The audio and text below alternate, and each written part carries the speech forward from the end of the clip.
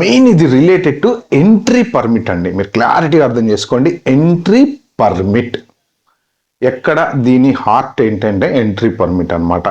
Present మీరు యుఎస్లో ఉన్నారు, H1B మీద ఉన్నారు, మీరు ఎక్స్టెన్షన్ అప్లై చేశారు, మీరు $100,000 కట్టాలా?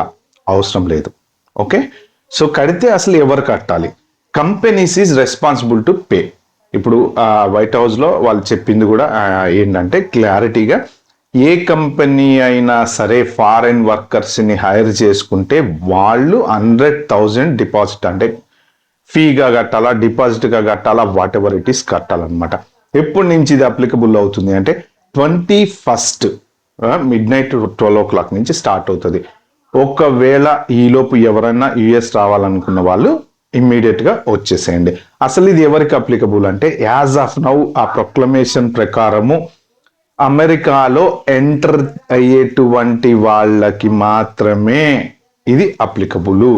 అంటే ఇప్పుడు మీరు ఇండియాలో ఉన్నారు, మీకు H1B వచ్చింది, మీరు కొత్తగా అమెరికా వస్తున్నారు అంటే 21st సెప్టెంబర్ 12 గంటల తర్వాత గనక మీరు అమెరికాలో కాలు పెట్టాలంటే మీ ఎంప్లాయర్ $1,00,000 గవర్నమెంట్కి కట్టాలి. అది ఫీజు రూపంలోనా ఎలా అనేది ఇంకా డీటెయిల్స్ క్లారిటీగా పెట్టలేదు. ఓకే, అదర్ దాన్ దట్ ఇంకొక పెద్ద బ్యాడ్ న్యూస్ ఏంటంటే, ఎవరైనా సరే మీరు H1B ఎక్స్టెన్షన్కి వెళ్ళారు ఇండియాకి ఫర్ ఎగ్జాంపుల్.